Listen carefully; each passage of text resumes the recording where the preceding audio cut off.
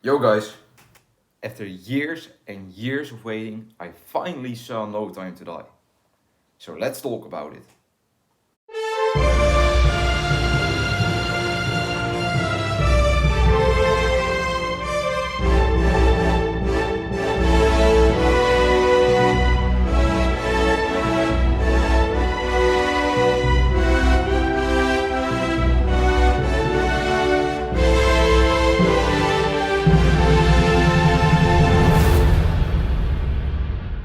Before we begin with this review, I'm giving a spoiler warning. So if you have not seen this movie yet and you don't want anything to get spoiled, skip to the end of the video to hear my final thoughts. And after you have seen this movie, come back to see the full review. And please give this video a like and subscribe to my channel, that would help out a lot. And with all that said, let's start with the negatives.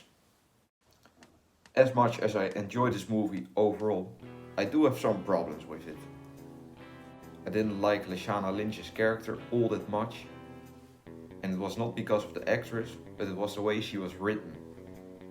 To me, she kind of felt like a walking political statement. And I know other reviews have said the exact same thing, but it really is the way I feel about it. And to me, it was very painful when she gets called 007.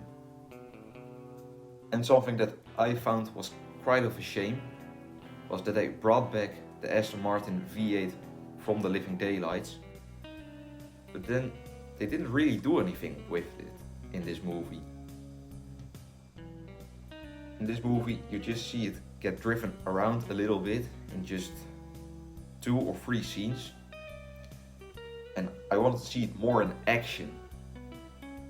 I wanted to see the gadgets from the Living Daylights, but none of that is used in this movie. So that kind of disappointed me. And I also wasn't crazy about the way they handled the Spectre storyline in this movie. They tried really hard to once again connect these movies,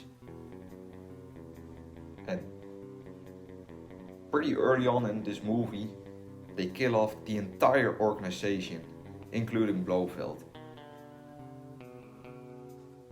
That felt a little bit betraying, that they just killed off the entire Spectre organization.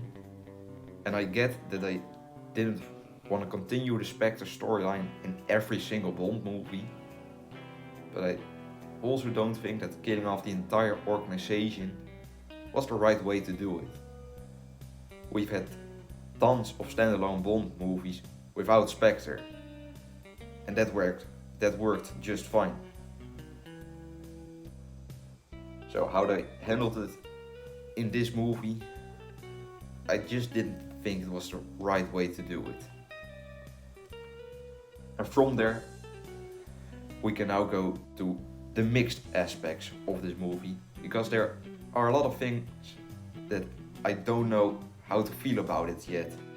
It will probably take some time and probably a second viewing to really know how I feel about these 3 things. And warning for these 3 things: huge spoilers, so you have been warned. The first one is that they killed off Felix Leiter.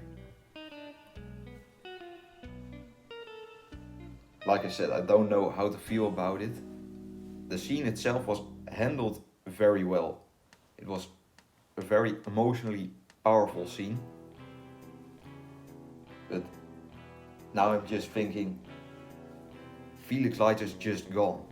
I always thought of him like this never-ending, reoccurring character, to put it that way. And now that door is just closed, locked. Second thing, that they killed off Blofeld. I already said that I wasn't a fan about that they killed the entire Spectre organization, but they killed the classic Bond villain, who I also felt needed to be kind of this never-ending, reoccurring character. Look, to me, he doesn't need to be in every Bond movie, but I always need that opportunity for him to return. And now that is also just a closed door. And finally, this is a very questionable thing, and this is the biggest spoiler for the entire movie. So once again, you have been warned. In the end, they kill off James Bond himself. He really dies in this movie. And yeah, I just don't know how to feel about it. On the one hand, it was again handled very well. It was a very emotionally powerful scene. I even shed a tear during that scene. But on the other hand, it also felt like we were kind of betrayed by the producers. Because the Bond movies obviously are about James Bond. And to just kill him in the end, it was very questionable and probably this is going to be a very divisive Bond movie. So on the one hand, I can really appreciate it that they did it. But on the other hand, it felt kind of betraying. So that really needs to sink in, that it really did happen. So yeah, that's gonna take some time to really know how I feel about it. But luckily, at the end of the credits, it says James Bond will return. So don't worry, it's not the end of the Bond franchise, it's just the ending of the Daniel Craig era. From there we can luckily go to the positive aspects of this movie.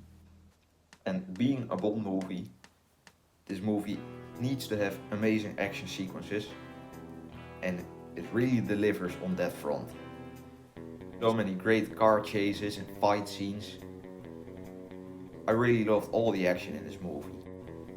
And to me, the standout action scene was the opening car chase with the Aston Martin DB5, again with the awesome gadgets. And I really loved the Cuba sequence with Ana de Armas, who was a very great Bond girl, who I actually wanted to see more of in this movie. I really would have loved it if she was the main Bond girl in this movie. And this is the first Bond movie to have a score from Hans Zimmer, and it is amazing. And the opening title sequence and the song is also very great. I also really liked the production design. The villain base from Safin kind of reminded me of Dr. No, and it's actually been a while since a Bond villain had his own villain lair. So that was very cool to see again. And a very interesting idea, which I really liked, was that they gave Bond a child. He had a daughter in this movie. Something that I wrote a couple of times in my head. I was often like, what would it be if they gave James Bond a child? And they did it in this movie. So to me that was a very cool and good idea.